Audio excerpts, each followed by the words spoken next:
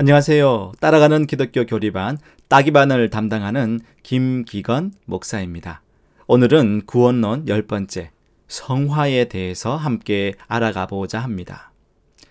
가끔 주변을 보면 아버지와 아들이 꼭 닮은 모습을 볼 때가 있지요. 우리는 흔히 붕어빵 부자라고 합니다. 자녀는 부모를 닮기 마련이지요. 행동이나 말투나 외모나 어떤 부분에서 얘는 꼭 지 아빠를 닮았다고 할 때가 많지요. 하나님을 아버지로 둔 믿음의 자녀들도 똑같습니다. 우리도 하나님 아버지를 닮아가게 되죠. 하나님의 거룩함을 닮아 우리도 거룩해져 가는 것입니다. 우리는 이것을 성화라고 합니다. 성화란 구체적으로 본다면요, 우리가 점점 죄로부터 멀어지고 실제의 삶 속에서 예수 그리스도를 닮아 거룩해져 가는 것을 말합니다. 하나님 아버지는 우리를 자녀 삼아 주시고 하나님의 호적에 떡하니 올려 넣으셨지요. 그리고 하나님은 우리가 어떠한 삶을 살아가길 원하시는지 성경에서 말씀해 주셨습니다. 데살로니가전서 4장 3절의 말씀에 이렇게 말씀합니다. 하나님의 뜻은 이것이니 너희의 거룩함이라. 이처럼 이 땅에 살면서 하나님의 자녀답게 거룩하게 살기를 우리 아버지 하나님은 원하시죠. 본디 우리가 진노의 자녀였기에 세상을 더 좋아하고 사랑하는데 거룩하게 산다는 것이 하루아침에 마음먹기가 쉽지 않죠. 그래서 하나님은 우리의 부패한 성향을 너무나 잘 아시기에 성화의 시작을 하나님이 먼저 시작하시면서 우리가 순종으로 따라간다면 그렇게 된다. 성화를 이루어갈 수 있다라고 보셨습니다. 그러면 성화의 시작은 언제부터일까요? 아까 말씀을 드렸던 것처럼 성화는요, 우리가 마음을 먹었다고 해서 시작된다는 것이 아닙니다. 이미 중생 때부터, 거듭남 때부터 시작했다고 보시면 됩니다. 우리를 거듭나게 하신 후부터 이미 시작되었죠. 말씀을 볼까요? 고린도전서 6장 11절 말씀입니다. 너희 중에 이와 같은 자들이 있더니 주 예수 그리스도의 이름과 우리 하나님의 성령 안에서 씻음과 거룩함과 의롭다 하심을 받았느니라. 아멘. 거룩한 자녀로 우리를 부르셨기에 처음부터 거룩한 삶을 살도록 인도해 가신다는 것이죠. 하나님은 우리가 거룩한 삶을 살도록 인도하시고 우리 또한 같은 목적으로 따라갑니다. 우리는 하나님의 피조물의 위치에서 하나님의 인도하심에 협력하게 된다는 거죠. 이것을 우리가 좀 더 쉽게 말하면 순종이라고 말할 수 있습니다. 그러면 성화에 있어서 하나님은 어떻게 우리를 인도해 가실까요? 어떤 역할을 하실까요? 먼저는요, 우리를 하나님의 자녀로서 거룩함을 쫓아 살도록 훈련시키십니다. 말씀을 보시면요, 빌립보서 2장 13절 말씀인데요. 너희 안에서 행하시는 이는 하나님이시니 자기의 기쁘신 뜻을 위하여 너희에게 소원을 두고 행하게 하시나니. 아멘. 우리 안에 하나님의 선하신 뜻을 품게 하시고 그 일을 할 수 있는 능력을 주심으로 우리를 거룩하게 이끌어 가십니다. 훈련시키시는 거죠. 그러면 우리는 누구를 모델로 해서 거룩한 훈련을 받아야 할까요? 우리가 잘 알다시피 우리의 성화의 과정에서 우리는 예수님을 우리의 본으로 삼고 살아갑니다. 말씀을 볼까요? 베드로전서 2장 21절 말씀입니다.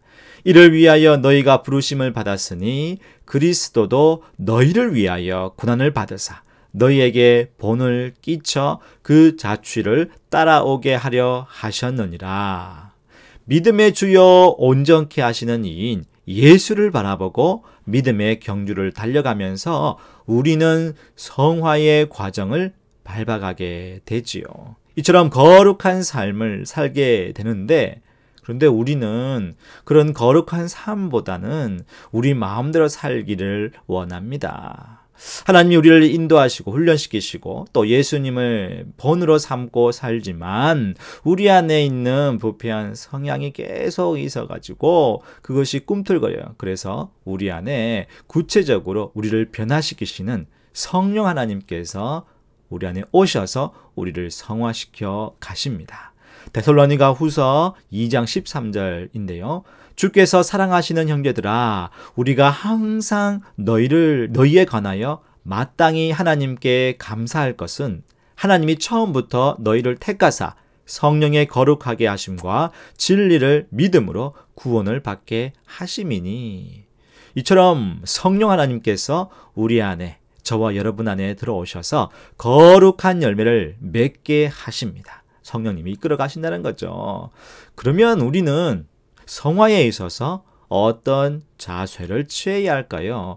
앞서 말씀드린 것처럼 우리는 우리를 거룩하게 하신 하나님을 의지하면서 동시에 하나님께 순종하면 되는 겁니다. 빌립보서 2장 12절 말씀인데요.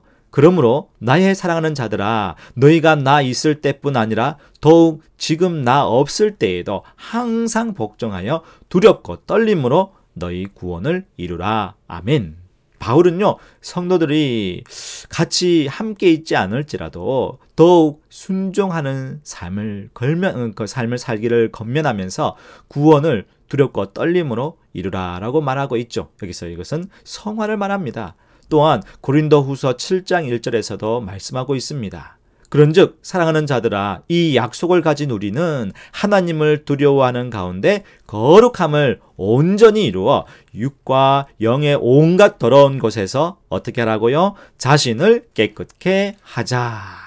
이렇게 거룩함을 온전히 쫓아서 자신을 깨끗게 하도록 힘쓰라고 하고 있지요.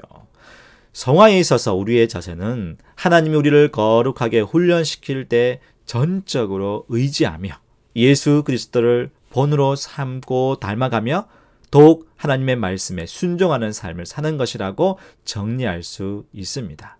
그래서 우리는요, 찬송가 449장의 후렴 가사처럼 의지하고 순종하는 길은 예수 안에 즐겁고 복된 길이로다. 이렇게 고백을 할 수 있습니다.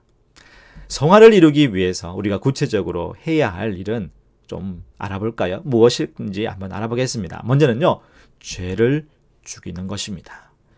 죄를 멀리하는 것이에요. 죄를 짓지 않는 것입니다. 믿음의 선조들은요, 큰 죄를 7가지로 정해 놓았답니다. 탐욕, 식욕, 물욕, 성욕, 시기, 분노, 게으름. 이러한 죄를 멀리하는 것이죠. 그리고요, 은혜 안에 살아가는 겁니다. 성경을 읽고 묵상하고 기도하고 예배하고 복음을 전파하고 성도 간의 교제를 가지며 훈련과 절제의 삶을 살아가는 거지요. 말 그대로 그냥 하나님의 자녀답게, 하나님의 아들, 딸답게 사는 거예요. 우리가 누구 아들입니까? 누구 딸입니까? 우리가 누구 자녀인데요? 하나님의 자녀가 아닙니까? 그런데 시작이 있으면 끝이 있게 마련이죠. 이 거룩한 삶, 성화의 과정을 언제까지 해가야 할까요? 아니, 100% 가능할까요? 100%까지는 불가능하다고 말합니다. 그러나 하나님이 허용하시는 범위 안에서, 모든 범위는 아니지만 하나님께서 허용하시는 범위 안에서는 가능하다고 해요. 여러분 한번 생각해 보세요. 어떤 부분에서는 예수님의 마음을 닮은 구석이 있죠? 그렇죠? 어떤 부분은 여전히 내놓지 못한 부분도 있지만요. 각자의 삶의 모습과 신앙의 배경이 다르지만 하나님이 인도하시고 우리가 순종해 가면서 성화되어 가는 것을 볼 수 있습니다. 그리고 성화는요, 일평생 이루어지는 과정입니다.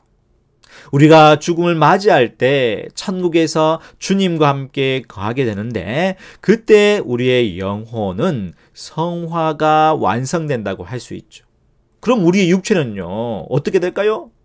여러분 잘 아시다시피 예수님이 재림하실 때 우리의 육체는 부활의 영광의 몸을 입죠. 그때 성화가 완성된다고 많은 사람들은 이야기하고 있습니다. 성화의 과정을 정리해 보자면요. 예수님을 믿지 않을 때는 죄의 종이었고 진노의 자녀였지만 예수님을 만난 후 하나님께서 우리를 거듭나게 하시고 그때부터 성화가 시작되었습니다. 하나님께서 우리를 거룩한 삶을 살도록 훈련시켜 주시고 우리는 예수님을 모델로 해서 거룩함을 닮아가게 되고요. 우리 안에 성령님께서 거룩한 열매를 맺어가도록 일하십니다. 우리는 우리 하나님을 의지하고 따라가며 순종하면 되는 거죠. 그리고 죽음을 맞이할 때 우리의 영혼은 성화가 완성되고요. 우리의 육체는 예수님의 재림시 성화가 완성된다고 할 수 있습니다. 끝으로 바울은요. 우리가 하나님께 순종하면 할수록 거룩함에 이르는 열매를 맺게 된다고 합니다. 로마서 6장 22절에서는 이렇게 말씀합니다. 그러나 이제는 너희가 죄로부터 해방되고 하나님께 종이 되어 거룩함에 이르는 열매를 맺었으니 그 마지막은 영생이라. 거룩함을 이루어 갈수록 끝내 우리가 누릴 수 있는 그 영생을 누리는 천국의 삶에 근접한 인생을 살 수 있다는 것입니다. 우리가 거하는 이 땅에서 성화되어 갈 때 작은 천국을 미리 맛본다면 우리가 얼마나 행복할까요? 여러분, 거룩한 삶을 산다는 것은요, 고리타분한 것이 아니랍니다. 세상의 불량식품 맛이 건강에 해롭다는 것을 알고 이제 그것을 멀리하고 하나님 나라에서 성령의 열매의 맛을 맛본다면 여러분 더 간절해질 것입니다. 더 하나님의 성령의 열매를 맺으려고 노력하지 않을까요? 오늘은 여기까지 하겠습니다. 여러분 함께 해주셔서 감사합니다. 여러분 참 잘했어요.